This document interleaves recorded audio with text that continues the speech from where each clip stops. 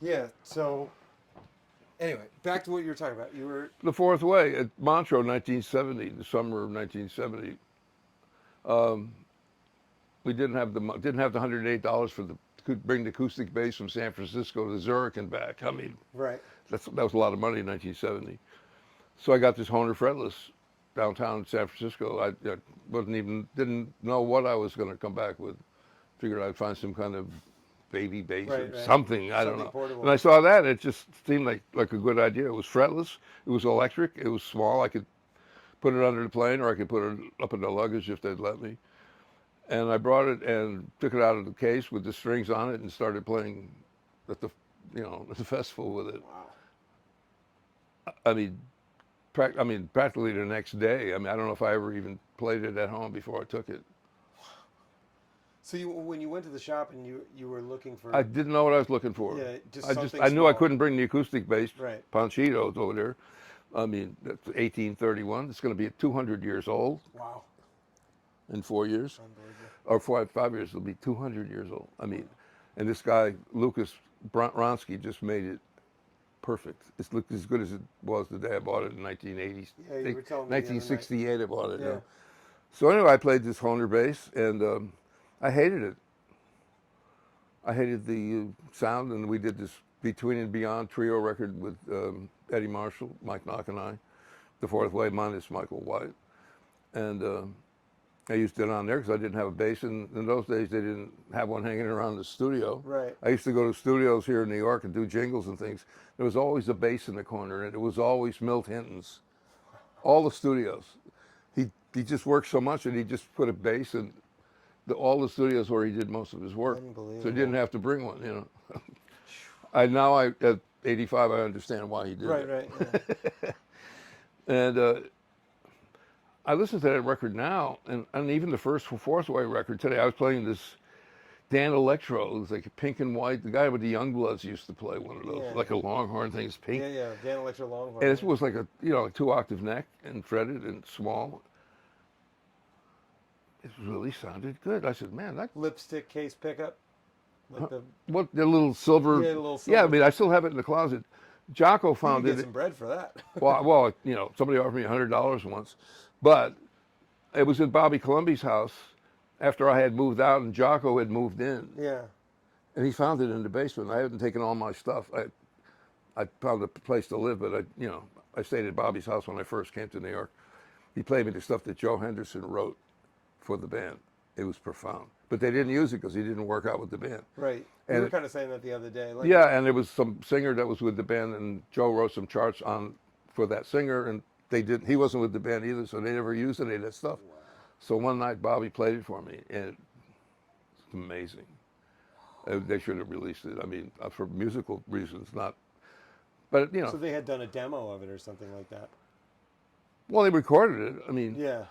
It could have been part of the album, like but parts of they an weren't going to album and they release didn't a use it. vocal track with a guy that's no longer with the band. I mean, Right, I yeah. understand that from the business perspective. Yeah. Yeah. But it was really good stuff. So anyway, Jocko found that bass, and he tried to put a long-scale roto sound that he used on. Right. Literally, this is a '61 Jazz L series, Wow. which I took the frets out of, like long after Jocko did. Yeah. Yeah. And Pt.1 sold this to me for his rent. He said, "McClure, I never use it. You want it? I need $475." I said, they list for about $10,000 to $15,000 now if you find somebody. But somebody would find a scratch on it, and they say, "Well, that's only worth $2,000." Wow. But that's pretty unbelievable. much the original. I mean, that's a '62. I got a '61 precision bass. Did you do Bode epoxy on the neck? I didn't do shit. Like, or you just pulled the frets out and. I brought it to what's his name? Not Bill Milcott. Bill, he's the publisher. The guy that does all the bass, electric bass work and guitars in City. Roger Sadowski. He cleaned it up and put a brass bridge on my Fender Precision bass. Okay. And I was going to play with Al Di Meola, and that didn't work out. Oh yeah, that must be terrible. It's got to be your girlfriend, soon to be wife. That's right. Congratulations. Thank you very much. You're a lovely couple. I'm But it's time to play You Bet Your Life. Yeah.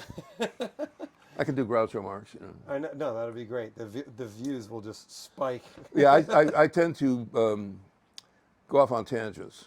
That's good. I write that way too, and everybody thinks it's crazy. I said it makes sense to me. I don't know. I was listening. I was in the gym today, and I was like, all right, I got to steady up on my Ron McClure. Like, tunes are great.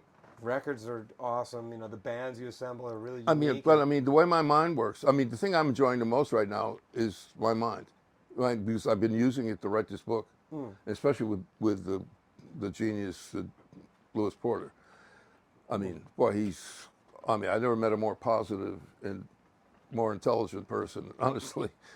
And that working with him on the book was a total pleasure. I mean, and I learned so much. And I never read so much and thought about what I was saying so much.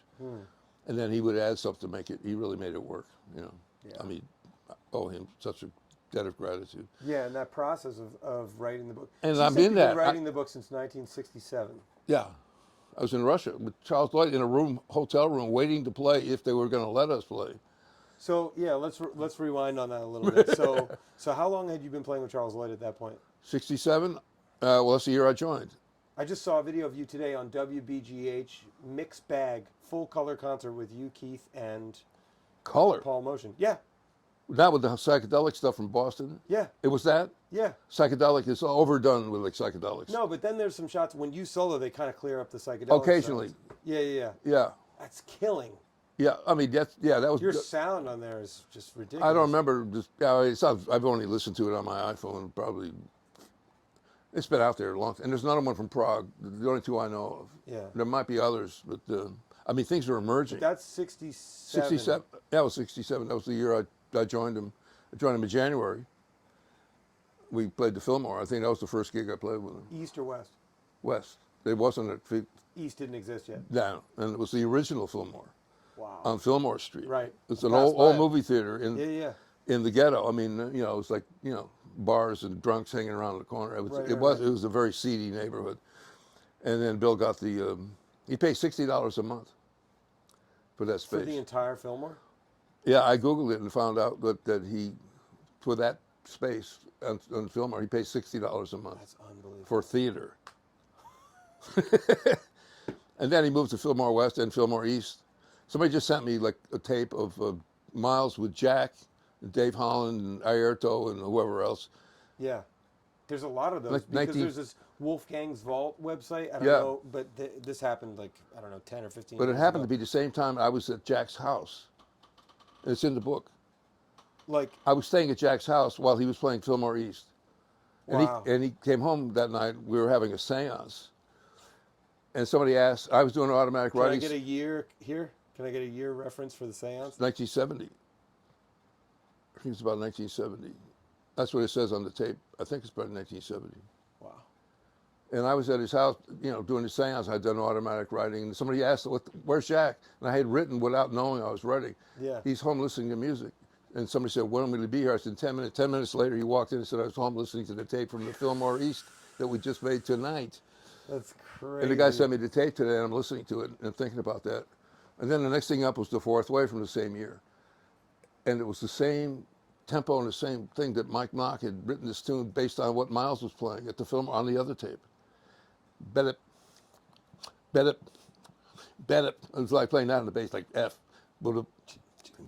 And they just burned. It was the same thing that we did on one of the tunes on that record. But I thought it was The Fourth Way. Then all of a sudden Miles came in. Wow. I mean, I just had this experience this afternoon. That's incredible. It sounds crazy. Sounds like you're pretty tuned in, pretty tapped in. Hello. Hello. Hello. Wow. Okay, but I want to go back to the Russia thing because I'm trying to go chronologically. Yeah, back okay. in. And I'm also being distracted because I'm looking at this beautiful photo on your wall. Bus of Montgomery. You and Wes and Wynton Kelly and Jimmy Cobb. Yeah. That's from the Half Note, huh? That's from San Diego. Oh, it's from San Diego. Yeah, 1966. What was the Jazz Workshop? No, San Diego, Southern California. Oh, Jazz. Where was it? You got caught in the rain. Yeah. No, it was San Diego. We played. Oh, San Diego, not San Francisco. Sorry. Yeah, we played. I don't know where else we played. We played Seattle, and that's when the album came out from that I tour. was listening to that today. Yeah, that came out just 50 years later. I didn't know anybody was recording. It was 2 radio shows, Wow. Thursday night, Yeah.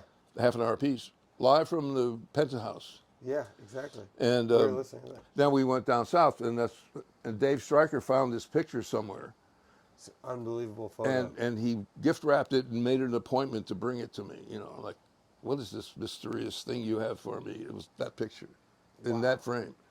I got to take a picture of that before I leave. And yeah, oh sure. And Looks like you got 2 steels on the bottom, gut wrap steel or something, and then 2 guts on top. gee, I don't even remember what I was playing. In '66, that was '66. And you guys are set up so close. Oh, you had to be. It's great. I was right right between Winton and Wes's shoulders. So for our viewers and listeners, and it's Jimmy like an Cobb's audience hand shot. is right under Wes's elbow. Would you say that again? Jimmy Cobb's hand is right under Wes's elbow on the cymbal. Yeah, yeah. I mean, we set up like we set up that close. That's great. I mean, I had no amp. I mean, who did? 1966, you know. Would you have a mic? No. Like in a joint, like Nothing. a half note or something like that? It'd be nothing. Some places did. Usually places have a mic maybe for the leader and for the piano. Right. But not for the bass. I mean, and they had like a lousy sound system most of the time anyway. Yeah. In those days, I rarely got to hear what I was playing. I mean, Wow. but you play anyway. I mean, what are you going to do? You know, Yeah, exactly. And I was amazed when it came out that especially the '67 in Montreux, I had no idea that was being recorded until this guy, Yvonne Eicher, called me years ago. Said, I was at that concert with my father, and I still have the ticket. And I want to get this music released. And he finally did. And that was nice. And I could hear the bass for the first time. And I said, wow. And it was really, they mic'd the bass, but I mean, that was going on the tape. I didn't hear that. It's not going in the system, it's just going on the tape. I don't think there was any. But you play anyway. I mean, after a while, Are you like feeling the vibration? I just played what I was hearing in my head, and it worked. I mean, now that I hear myself, I don't play as well. I mean, they say the older you get, the better you were. You know. The better you were. Well, I mean, I was like 25. You know, I mean, right, 26. So okay, let's go back a little bit. So you moved to New York in '62. Was that 60? You moved to New York. 63. 63. Yeah, I graduated in '63 and came to New York that summer. From Hart, right? Hart College, yeah, in Hartford, yeah. And then, so what time of year did you get here? It was the summer. I mean, I waited at least a month after graduation to leave home and move out of Hartford. You know, I was in school, I had an apartment up there. And Oliver Nelson had come up and we did the Hartford Jazz Society while I was there. And I talked to him and he said, well, you got to leave Hartford. They're not going to find you here. You got to come to New York. Yeah. And my teacher said the same thing. He said, put all your eggs in one basket, go to New York, you'll make it. He said, it might take 5 years. Wow. Okay. It took a couple of weeks, and I met Michael, not Mike Maneri, but I met Gene Bertoncini at the Union floor at the Roseland. And he said, I heard about you. Roseland Ballroom? Yeah, it was like they had the Wednesday afternoon, you know, get yourself a club date for the weekend. It was like an 802 event? 802 event. It was like it a jam session or what? No, it was an open house for promoters and contractors and musicians to hook up for gigs. Wow. So I'd go there and, you know, try to get a gig, and you meet other people. Somebody said, I need a bass player for Saturday night. So you run up and say, you know, available, you know. Yeah. It was that kind of thing. I took a gig one night and I forgot about it. And the next Wednesday I went there. I had never written it down. And boy, I saw that guy that hired me, and he was rather unhappy with me because I hadn't made a note of it, you know. I confess, you know. Well, now all these years later, you. Yeah, I don't know who he was, but I mean, he wasn't happy. So you started. Then I met Gene Bertoncini. You met Gene Bertoncini. And he said, I heard about you. You have your union card? I said, he said, I got a steady gig coming up next week. 6 weeks. Grady Tate, Bob James, and Gene Bertoncini. Your union card? No, don't have. Do you have $125? Yeah. You got it with it? Yeah. Let's go. Went upstairs. Give him his union card. I need him. Here's the card. Started working. You're supposed to wait 6 months before you work a steady gig. Yeah. I was there maybe 6 weeks. Wow. And I had a steady gig and my union card. And I'm playing with Bob James and Grady Tate. And Junior Mass used to come in and sit in. Unbelievable. Where was it? The Sniffin Court Inn on Thoyd and Thoyd. Sniffin Court Inn. 33rd and 3rd Avenue. The Sniffin Court Inn. Okay. You could get gigs So like that. that's like end of the summer already. Yeah, it was like, Fall. well, maybe, probably fall. And then was it patchy like the first year, or was it like you were just working? By November, I was on my way to Vegas to play with Buddy Rich. Mike Manieri, who had come up to Hartford and played with me. Hey, run your audio recorder, would you? Run as a backup. Just have it. I was playing with Bruce Martin on piano. Skinny Joe Percaro, his son, played with Toto. Jeff. Oh, Jeff Piccaro's father? What was his name? His name was Joe Skinny Percaro. They call him Skinny. Wow. He moved to L.A. with Al Lepak and Richie Lepore and Bobby Zamiti, all these Italian guys from New England and Hartford. Wow. They all became, established. Howie Curran, they're all established percussionists in L.A. to this day. Yeah. The ones that are still alive. Joe passed away. But I was on my way to Vegas with Mike Benny and Mike Manieri in an old DeSoto. And we arrived on this November 22nd, 1963, which You is got a damn good memory, man. that was my birthday. Oh, okay. And I just wrote a memoir. I mean, this is like as clear as a bell. So you've been tapping into this I'm stuff. watching my own movie. I mean, it's amazing. It's like how much I recall. I mean, and I keep remembering other things as I talk about it. Right. It's there. I mean, anything you've ever experienced is there somewhere. Yeah. It's accessing it that is the problem. Yeah, right. Like remembering the bridge to like Cherokee. Or whatever. I mean, I can't remember my own tunes. I have to read them. But I can remember stuff like that. I can't remember my own tunes. I can't. I mean, read them. I have a terrible memory, but I can remember incredible things at the same time. I don't know. You probably remember all the standards really well. Like I played them. The ones I learned on the gig by ear. Same here. They're like burned into your brain. I mean, that goes into a different chamber. Yeah. I always felt that. And if I read something, I mean, I can read. So I read something and it's like, Then you can. It's not the same process. You don't have to use your brain in the same way. You don't have to hear it the same way. You don't hear it the same way. I mean, you're reading it. It's another. I always felt like those tunes where it's a high pressure situation and you really got to hear it. It's like branded in you forever. And I love that. I like being in that situation. I have no fear of playing stuff I don't know. That's great. I might just play with reckless abandonment, and I usually like it. The album I made with, 2 albums I made with Paul Bley and Barry Elstraw. One of them was with Michael Urbaniak, 1989, Sweet Basil. It's like ESP disc. What was it? It's on Steeplechase. One is called Rejoicing, the other one is called Indian Summer. Okay. And I've never played, I don't know, I can't say better, but freer and more and busier. Huh. It was my K bass, of all basses. And Michael Urbaniak was on the other side. And, Paul was really, I mean, to me, he was like the epitome of an improviser, Yeah. I mean, this record just came out with Vince Guaraldi. I'm on 3 tracks with Mike Clark. Yeah. As an added thing. And we did it in the studio in 1973. And we played free and we played tunes. But even when we were playing free, he would play like the 3rd, the 7th, implying harmony. Yeah. He was playing chord voicings. We're playing free.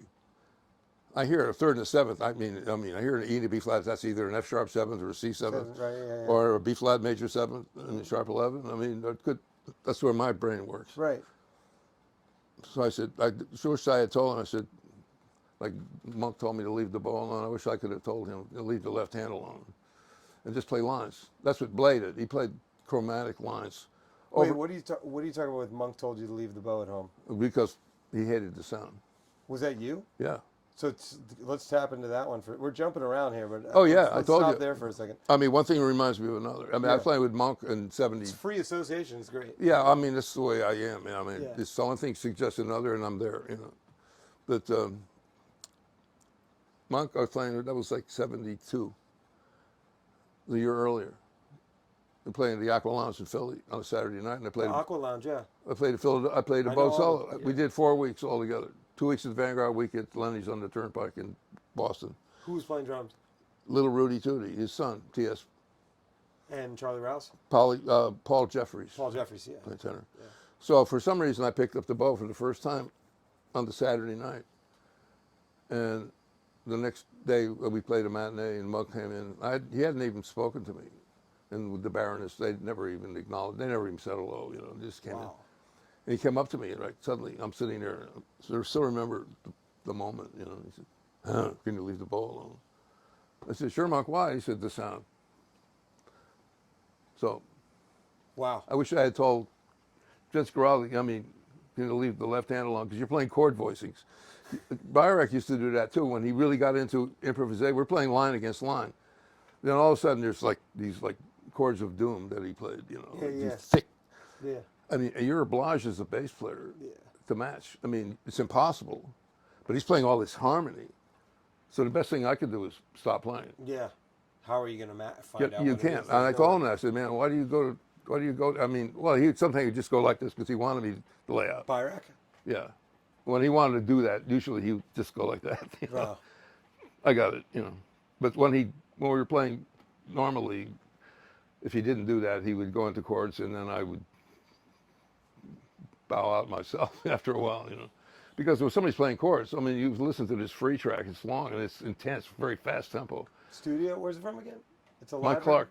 You're talking We about went the- into Wally Harder's studio in 1973. Yeah. And hardly remember it, but we did Autumn Leaves and Now's the Time, and one free piece, just really ridiculously fast. With Vince Guaraldi. Yes, and he's burning. He had great time and great chops. Wow, Vince Guaraldi playing free. Really It's free. Not something I The would really- record is about. It's a mystery. Charlie Brown.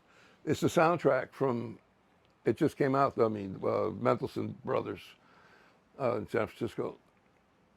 They've been telling me about it for a long time, and there it is.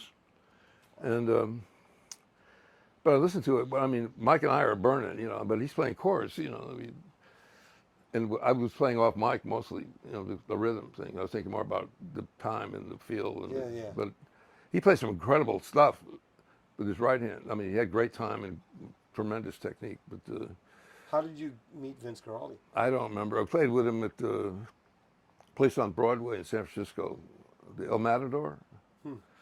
I remember playing a gig there with him on a Sunday night, I think, once. And I went to his house and played with him. And I asked him, why don't you use me on Peanuts? He said, well, I have this guy, Clyde Flowers, or some other guy that I can depend on him, because I know you're going to, go off on the road or somebody. So But that was in what year was that? that was 73.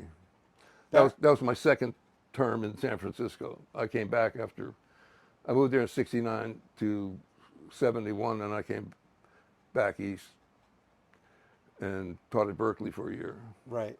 Then I went back to San Francisco. So, okay, when we got to New York, and then you were talking about going to Vegas with Buddy Rich. That lasted. It was going to join his band. I had no idea. Yeah. I moved out of New York. We're jumping back to '63. It was at the end of, it was like we left probably on the 20th or something. It took us a couple of days to drive across, and we got to You Vegas. guys drove across. We drove across in Mike Manieri's DeSoto with no radio. Took us a while, and his nephew was with us, and the set of vibes and the bass and our luggage and his nephew and his luggage, and somehow we did it. I don't remember the trip very much. But we got there at sunset on the 23rd, and JFK had just been assassinated. Right, and you told me this story. We pulled into a Denny's, and the guy came up with a newspaper and said, JFK dead in letters that big, Like you saw some guy reading. The guy a held it up classic, to the reading car. a- It's the first thing we saw. Then I looked over at the Strip. I still remember looking at the Strip in Vegas, and all the hotels were dark. It was just street lights and traffic lights. Wow. And I said, what's going on? So we went over to Buddy's house, and he said, we answered the door, and he was crying. And you were smoking a pipe. I was smoking a pipe, and he said, put that out. Don't you ever walk in my house smoking that shit again. And then he cleaned the pipe and packed it with some good tobacco, and that was hello. And then how long until goodbye? with Buddy Rich? 6 weeks. 6 weeks. Well, Harry James made him an offer he couldn't refuse, so he went back with Harry James, big man. Right. So I came back, took the Santa Fe Railroad from. Isn't that a little play on made him an offer he can't refuse? Isn't that a little play on the Godfather thing? I think that's a made him an offer you can't refuse. Yeah. I'm sure I've heard that. No, but wasn't there a guy who was like similar to Sinatra or something like that, and they. It's like a mafia kind of thing. Or the thing with who was Sinatra with, where they got him out of his contract? Tommy Dorsey. Oh, I don't know. This is news to me. I don't know. He was on a contract with Tommy Dorsey, I think. I didn't know they that. wouldn't let him out, and Really? then they had a guy. They had a guy make him an offer. Go in the back room and make an offer. They make him an offer you can't refuse. That's. I don't know. That makes sense. The viewers and listeners will correct. That sounds. That makes total sense to me. Yeah. So okay, so then you left, and then what was back to New York? I came back on the Santa Fe Railroad. It was amazing With the bass. With the bass and Michael Benny, and I had just made $66 on the One-Armed Bandits in the Frontier Hotel where we were just before we left. Oh, I was winning jackpot after jackpot of nickels, you know. So I had a bag full of nickels, and the security they were coming around me because I was just winning so much. I mean, they were looking at me like, "What's this guy doing?" I mean, yeah, they thought you were cheat or something. So I left with a bag full of coins and had a great time on the train to Chicago. That's beautiful. From Chicago to New York City, it's one big megatropolis. It's one big city. Yeah. It's not very interesting. But before it, I mean, the desert, Montana, the mountains. Woo. So that was great. Then I came back, and Michael Benny had left Maynard Ferguson's band to go with Buddy because he had been with Maynard's band and wasn't working much. And Buddy, you know, had this steady gig in Vegas, so it was a smaller band. So, right. So he took that. And while we were doing that, he was writing arrangements in the room for Woody Herman's band and Maynard's band. I mean, do it from his head. That's incredible. He's like 20 years old or something like that. Yeah, like he could do that, you know. Just write a chart sitting in a room and then make copies and pass it out, and it's perfect. And brilliant writing, too. Brilliant musicianship. So he got me with Maynard's band because they were going to Toronto or Montreal, and Link Milliman, they had vacuumed his rug in his room and found a pot seed. That's hardcore. Hardcore. They found a seed. He wasn't smoking a joint. He wasn't shooting up on the street. They vacuumed his rug and found a pot seed and arrested him and forbid him to come back to Canada. That's how I got the gig with Maynard Ferguson. That is hard. It's not because he selected me because I play so well. I mean, you know, that's what people think. Oh, yeah, people select you. I mean, stuff like that happens. Well, much like talk about the thing with Wynton Kelly, right? That's even more incredible. Paul Chambers doesn't show up, and I'm standing there holding a bass. Okay, so this is a couple of years later. You've been with I mean, it's like the next year. The next year, you've been with Maynard Ferguson, and you're playing. Do you remember the place in Atlantic City? I don't remember. My dad was a club day guy there for a long time. I mean, it's in the book. Lou Porter undoubtedly Googled that event and wrote something in one of his Lou notes.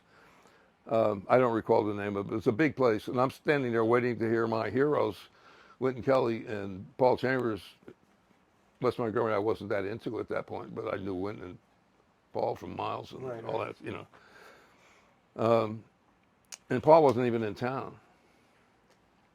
Oh, like he wasn't even in New York, or wasn't even in Atlantic City. He wasn't even there. Yeah. I mean, he didn't make the trip. And they're on the stage with their tuxedos, waiting, you know, and waiting. And I'm standing on the side with Maynard's band, waiting to hear this. Oh my God! The band of the century, maybe, I don't know.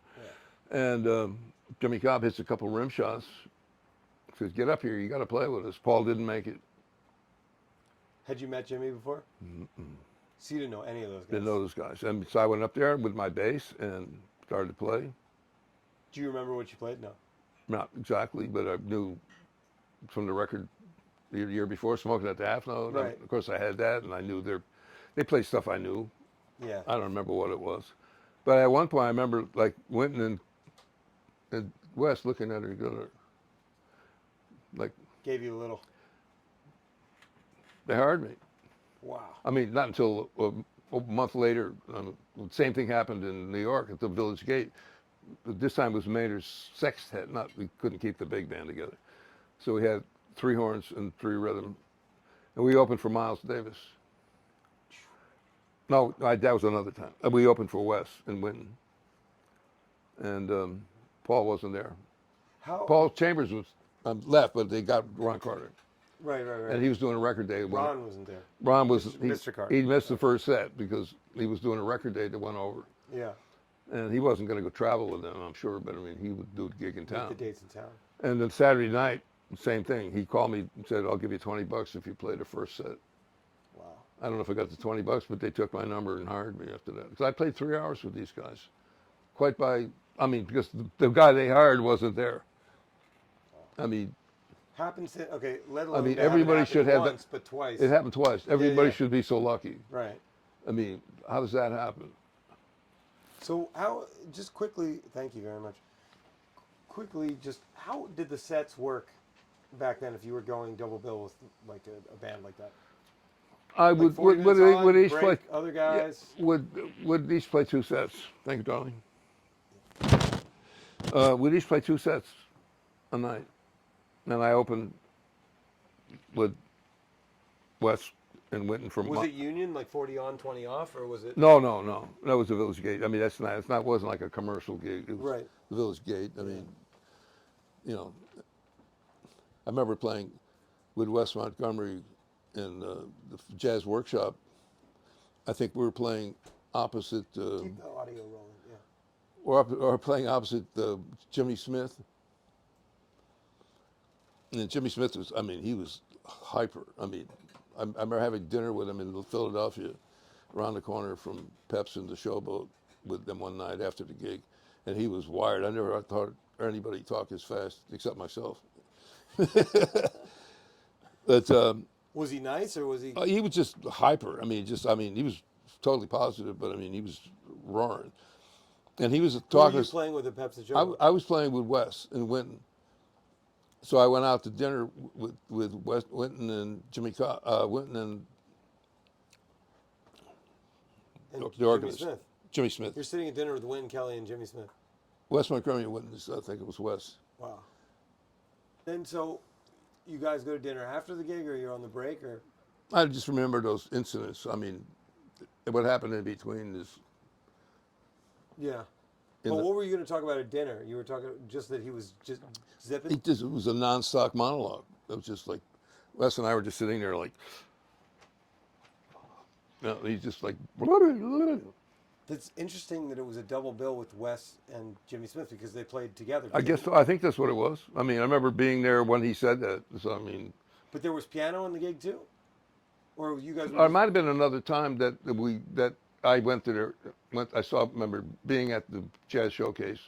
Yeah. And I was standing at the bar with whoever Jimmy Smith was talking to. Right. And the Chinese owner came up and said, "Showtime," and he said. He said, "Yeah, it's not my scene." Yeah, that's not my, Well, I thought that was just a funny thing. No, it's very. What was I gonna ask you about? Okay, so I'm trying to just get a timeline going in my mind. Okay, so that thing happens in Atlantic City, and then it happens again at the Village Gate, and then how long is it until they call again? Well, before then, they took my number, and I just remember I was living on 71st Street, and the phone rang one day, and it was Winton Kelly, and he said, "We're going to California for 9 weeks. Would you like to go?" Mm. I went. Wow.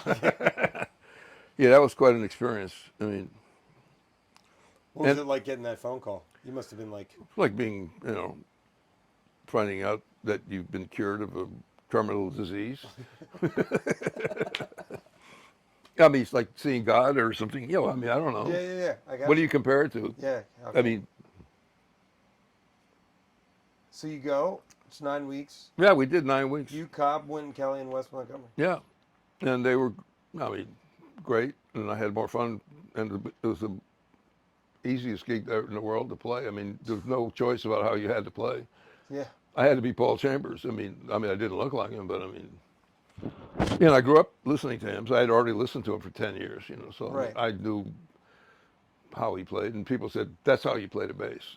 That's what we want from you. It's like, play like that. Right, exactly. So it's one of the things that I made sure I learned how to do. Wow. And I loved it. I heard. That's so foundationally important, and you got so deep in that, and then it's funny because a couple of years later you're getting into these experimental ensembles, but you have this grounding as a jazz bass Well, I played player. with Steve Kuhn and Herbie Mann and Mary McPartland in between, and a lot of other little gigs and jingles and little, club dates in between. But I played with Steve Kuhn, with Marty Morell, and we played the Jazz Workshop in Boston, which was one of the high points of my life at that point. I mean, this jazz audience, and he was about to make October Suite with Ron Carter Right. and Gary McFarlane. And he told me, he said, I have to use Ron Carter on the album with Bob Thiel or, whoever it was. Cecil, what is his name? I don't know who produced that. Oh, Creed Taylor. It's Creed Taylor, Yeah, that's the yeah. name I'm trying to think of. Cecil Taylor, I came up. Yeah. Yeah, but then once I heard that record, I know exactly why he used Ron Carter. I mean, Ron owns that record. Yeah. He plays the definitive bass part, like he does on about 2,000 other Right. records. Right. Exactly. You know. Totally. Well, But he got me an audition with Charles Lloyd. He said, Keith Jarrett and Cecil McBee were not getting on so well, so Cecil quit Charles right after they made Forest Flower. he quit right after. I mean, he quit. Well, they're about ready to launch the career of Charles Lloyd. Yeah. So I jumped on that band. I went down to his apartment on West Third over to Firehouse. Walked up 3 flights. They used to call him Third Fort Richard. That was his nickname. It actually has a blues called Third Fort Richard. So Keith and Jack were there. Jack wanted Sally Holt. Keith wanted Gary Peacock. I played a few tunes with Charles, and he stuck out his hand. He said, "Welcome, brother." They didn't say a word, Wow. but I got the, gig. They got over it. Oh, Keith never got over it. He tried to convince Charles to, get Gary, which would have been amazing, I'm sure. Yeah, but also it was amazing with you. Well, I mean, that was what it was. But I got along great with Jack. Charles, he was pretty aloof, and Keith was Keith. Right. Very different than the hang with Wynton Kelly. Oh man, those What guys, was that those like? those guys were just like everyday people. There was no attitude, and just totally comfortable and friendly and mature. Yeah. So traveling with them was a joy, Oh, I bet. yeah. Wes traveled alone. He drove his Cadillac. He had this guy from Indianapolis that traveled with him. And Jimmy and I and Wes Winter would fly to the West Coast. But he drove. Right, yeah. Because he didn't like to fly, right? He didn't like to fly. They finally talked him into it, and he went to Europe. Right. I've seen the clips of. After he got famous, Yeah. they said, you got to go to Europe, Yeah. Well, apparently Coltrane didn't like to fly either, but he would do it now. Billy Hart doesn't like to fly. He used to get plastered every time we flew anywhere. Really? I remember one night we were coming back from Europe, I think, and he met Louis Hayes, and they were at the bar, In the airport. and they were plastered, and they got on the plane together. And they told Louis Hayes, you have to get off the plane. He was too drunk for comfort. Too drunk for. But Billy did it all the time. He would he didn't drink normally, but Yeah. before he flew, Yeah. he's always at the bar.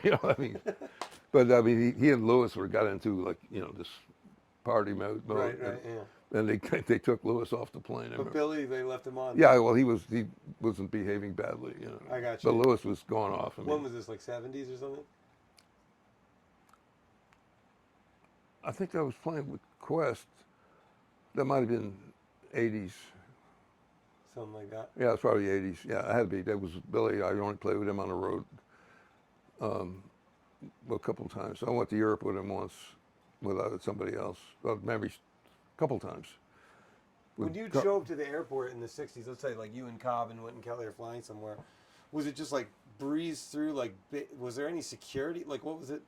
No, never a problem. Like, we're paying $100 in an Uber to get to the airport. Yeah. Which is nuts. Yeah. For some like $500 or $600 gig, like it's a Yeah, little brutal. So I'm curious, like what it was like. You're going out for 9 weeks. Like, can you give like young musicians what an experience is like? Well, I don't know what it cost, but I remember I used to get from 71st to the Vanguard for less than $10 on a cab. I played the Knickerbocker a couple summers ago. Took a cab both ways, $80. the end of the night, they gave me a check for $75. That's what it's like now. Yeah. I worked there with Don Friedman in 1981, and I think I made more than that. I know Right. I made at least 100, Yeah, yeah. and took a cab. I mean, it was 10 or 12, $15. Yeah. I mean, it was 15, 20% at the most, not more than you got for the gig. Right. So that's the difference, you know. I don't remember what cabs cost then or what but there was never any problem, you know. I brought the bass. Kyle brought his drums. Yeah, everybody brought everything. Nobody had anything like they do today. Yeah. They have backline and bass, a room full of basses in the festivals. Detroit Jazz Festival. It's like Everywhere. spread of basses. I remember going to the first time I went into this room where we were playing, and there was like 50 basses. I said, which one do you want to play? We'll have it on the stage. Plugged in, tuned up, ready to play. You just pick it up. It's like Anthony Jackson in the studio. He had a guy that set up his rack of, you know, equipment and his bass. Walked in, it's all tuned up and on, and then he just put the bass down at the end of the session and walk away. Wow. Luxury. I mean, that's different times. You know, they probably making triple scale or, you know. Right, something like that. I mean, he was great. Unbelievable. So yeah, so just to go back, so okay, so then you're playing with them and Smoking at the Penthouse happens. That's that same 9-week tour? Yeah, that Yeah. was the part of that tour. And then you head back to New York? Yeah, the last gig was it's back east. I think it was Philadelphia, actually. Pepsi Showboat? Pepsi was part of the Showboat. I remember playing there I think I was playing with Herbie Mann when I met Charles. That was the year before, or 2 years. You said you met I met Charles on a street corner in Yeah, Philly somewhere, right? and I don't remember where it was, but we had this great conversation, and he was really up. I was really impressed with his charisma. I mean, his persona. He's just vibrant, and I could tell this guy had a vision for Yeah. something beyond what was happening, and he did. And he hooked up with Bill Graham, who had the same idea of, you know, taking clubs out of the saloons, as Charles called them, and so kids could come to hear 3 bands for $3 or whatever it cost. Right. You didn't have to sit in rows and behave the yourself. Fillmore. The Fillmore, you could sit on the floor. There's a light show going on. I mean, they sell refreshments. Who would you guys double bill with on those kind of gigs? There's no alcohol. Which is the main thing. Really? It wasn't, you know, Fillmore, no alcohol. I mean, it was like, took it out of the saloons. Wow. It was the dream come true. I mean, the Charles Lloyd and with Bill Graham. I mean, and it opened up music for children. Yeah. Basically. So I mean, that to me was like, I mean, I had that thought while I was writing the book. I said, man, that was brilliant. I mean, that's what he wanted to do, and that's what they had, this vision, and they made it come to fruition. You know. But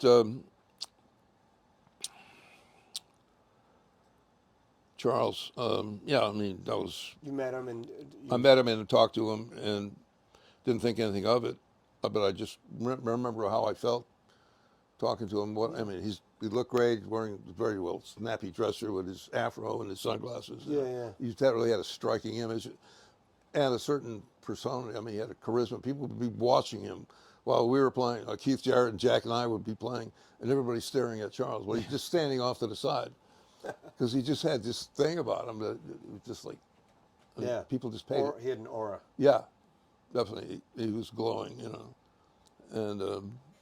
And then Steve Kuhn got me to audition, so I went to his place and he hired me. Yeah. And he flew across country, and he had us drive his car. Then he flew. Take my car. Yeah, take my car, please, so I can have a car when I get there. But It was you, Keith, and Jack? yeah, you can meet Keith and Jack, and we hit a patch of ice in Nevada or someplace, and Whoa. late at night, we hit this. Charles said, "Well, I'm sorry you almost got killed, but thank you for bringing my car." You know. Did you total the car, or the car was okay? No, it was the middle of the night in the middle of nowhere, in the Midwest, in the far West. I mean, Who did most of the driving? I don't know. I probably did a lot of it. I mean, we all had license. We all owned cars. You know. I don't remember who was driving the car. I think it was Keith. I don't know. I don't remember that. But suddenly we hit a patch of black ice, and the car just went out of control. But there was nothing to hit, except maybe a piece of tumbleweed or something. So we survived. We didn't run into a semi or anything. and we got there. I think with the first gig I played with Charles was the Fillmore when they made those two albums, Journey Yeah. Within and this Love In was the first one. And I had never played anything like that. I mean, the first tune, I mean, just like an E or an E flat pedal. Yeah. And I started it, you know, I said, start something. So I started a fight with Jack DeJohnette. No. I mean, I didn't He even, just said start something. he didn't, he had this line and we didn't rehearse it. We didn't talk about it. And he said, you know, E minor, start, you know, go ahead. So, boom, bang, with a bang, with a bang, with a boom, with a bang, with a boom. And Jack is in there. And there's no, I never repeated anything. It was just like, I didn't know about patterns. I never played any Latin music or rock and roll where you play the same thing 100 times. Yeah, And yeah. I didn't even know people did that, you know, and had no idea about even developing what I was doing. I just played off what I heard, and then all of a sudden I picked up the bow and I started playing, imitating what Keith was doing on the piano or something. It was Yeah. just completely free. Wow. I had never done that before, so I just did whatever came to mind. I was just listening to Dave Holland and Jack and Airto and Miles at the Fillmore. Yeah. They're doing the same thing. I mean, whoever it was, who was Keith or Chick Corea on piano probably, and I'm just playing like crazy stuff like Keith used to play, you know, Yeah. and just a fast time, no changes, just like. Time, no changes. And boy, Miles is burning. I mean, and he really plays the time with his lines. I mean, Yeah. he punched. It's really powerful, you know. Then I remembered that's when I was staying at Jack's house, and he came home and he said he had been listening to the tape he had made at Fillmore East. Yeah, the seance And thing. it may not have been the same night, Yeah. but I mean, this guy just sent me this It tape. seems like Jack taped everything because Oh yeah. the thing that came out with McCoy, and did you hear that McCoy and Joe Henderson and Jack and Henry No. Grimes? Oh yeah. From Slugs. I Yes. think that was from Jack's collection. Oh really? Yeah. I have. I mean, that's amazing. Yeah. That's amazing. I love Henry Grimes on that. Oh, he sound great. It's the best I ever heard of him. Wow. And Jack too, and Wayne, Joe Henderson. Yeah. I mean, whew. So between Wynton Kelly and Wes and all that and Charles Lloyd, was there a downtime, or was it like pretty much? They didn't work all the time. No, but what I mean. Were you with them at the same time a little bit? It might have overlapped. I mean, I had that. And you said never you guys had any- opened for Miles one time. Herbie called me. Probably with both bands, right? Well, we played opposite Miles, and for a weekend. So it was Jack and Tony. I got so pissed at Jack because he was like, he was going to show his stuff, you know. The sound at the Village Gate was terrible. And before amplification, I had no bass amp, you know. And Jack was just playing a drum solo through the whole thing, you know. And so I remember yelling at him and I said, "Man, how do you expect anybody to play? You're playing so loud." I mean, it's like, you know, I couldn't hear the piano player, couldn't hear Keith, could hardly hear Charles, couldn't hear myself. I mean, but that's when, What was his response? huh? What was his response? I don't remember. He probably just, he knew what he was doing, you know. Shrugged it off. He understood, you know.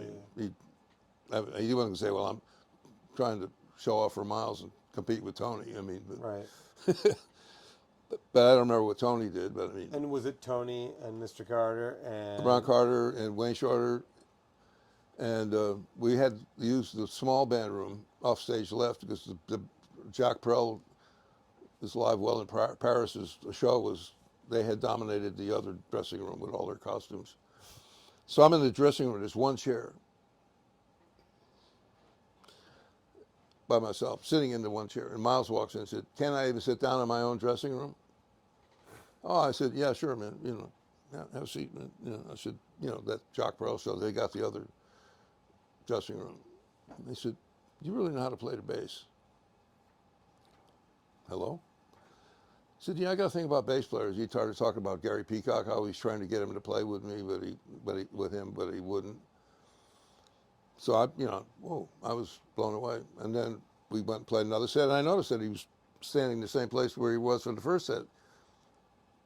off stage left. I mean, there's a big pillar there, so the people in the audience couldn't see him, but I could see him. Yeah. And he's there again, and he came into the dressing room again and said the same thing. He said, "Yeah, I've been watching you. You really know how to Shit. play the bass." And Charles walked in, and they were talking about me. Charles Lloyd and Miles Davis were talking about me, and I thought that was just incredible. You were probably just on I cloud nine. was like, like 25, 26 years old, and these guys were like, God to me, and that was a moment, I mean, there's no evidence. No one else was in the room, but, and I thought, well, gee, I'm going to be playing with Miles soon. Right.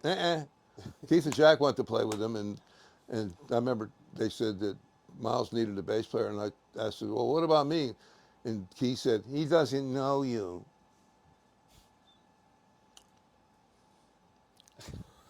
Yeah. But you said you did get the call to play with him. Well, maybe after I left Charles. But he Oh well, I did mean, he no, show or he I never showed? was still with Charles. It was near the end, and it was a Saturday night. It was 8:00, and I got a call from Herbie Hancock saying, "Need a bass player for the Miles Davis quintet or sextet." It was supposed to be. With Joe Henderson. With Joe Henderson and Wayne Shorter. 10:00, plays 3750 Union scale. Okay. I went down there. They didn't talk to me. They just started to play. I have no idea what we played. But no Miles, right? He didn't show up for the whole week. I mean, it was 8:00 on a Saturday night. They had probably called like 12 bass players, and I was the one that was not. I was the one that got answered the phone. Well, but that's interesting that the whole week they were using different bass players. Yeah. I think that's where that bootleg of what I was talking about, where they play Just in Time, That could be. play Eye of the Hurricane, and there's like so many different rumors about who plays bass on it. There's some people say that it's Gary Peacock, some people say that it's Albert Stinson, maybe it's you. Could be. We'll have to take a listen to it. Wow, if you can find that. Oh, it's on YouTube. It's right there. Oh wow. I'll play it for you after we're done, and we'll see. Because maybe you're like, that's me. I mean, I can't imagine. I mean, because I didn't recognize anything. I mean, because Joe and Wayne were like way in front, and like sort of behind the pillar that was between the drums and the audience. I mean, you had to stand along the wall in order to see the drummer. Yeah. And they never said a word. Oh, except after the first set, Herbie comes up to me like this. He says, and he looks at me because he'd been like right there, eye to eye, like for the whole set. He's looking at me playing the piano, and I'm right at the end of the piano. Yeah. And Tony got this big yellow bass drum, 20. And he plays boom, boom, boom, boom, boom with the bass drum. He's playing a quarter notes with the bass drum. Yeah. That's Buddy Rich. I mean, why is he doing that? But he's doing that. And Herbie comes up to me. In this band, we strive for lightness because I was molesting the bass. I couldn't hear myself. I didn't know what they were playing. I'm playing with the band of, The band of bands. I mean, Yeah. does it get any better than that?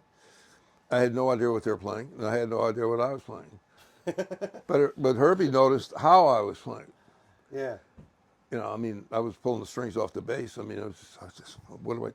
What do I do? No mic in the Vanguard. No, right? nothing. So I mean, Did you even hear yourself? No, I don't remember. I mean, it's like, I What do you do in those situations back then? You're playing with the heaviest cats on earth. You fake it. You pretend. You never let them see you sweat, and you just make believe you know what you're doing. You make it look like you know what you're doing.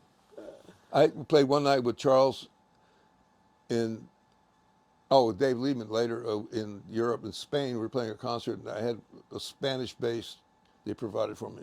Yeah. The strings were so low that they were actually hanging off the end of the fingerboard, like this, and like to the bridge. Yeah. There was no way of getting any sound at all. And that was the bass. That was it. That was it. That was what I was going to have to play. So I told Dave, I said, don't give me any solos. You won't hear a note I play, but I'll put on a hell of a show. Right. I'll make it look like. Here, we're gonna break it up into two videos. So Okay, cool. Because that's It's good with me.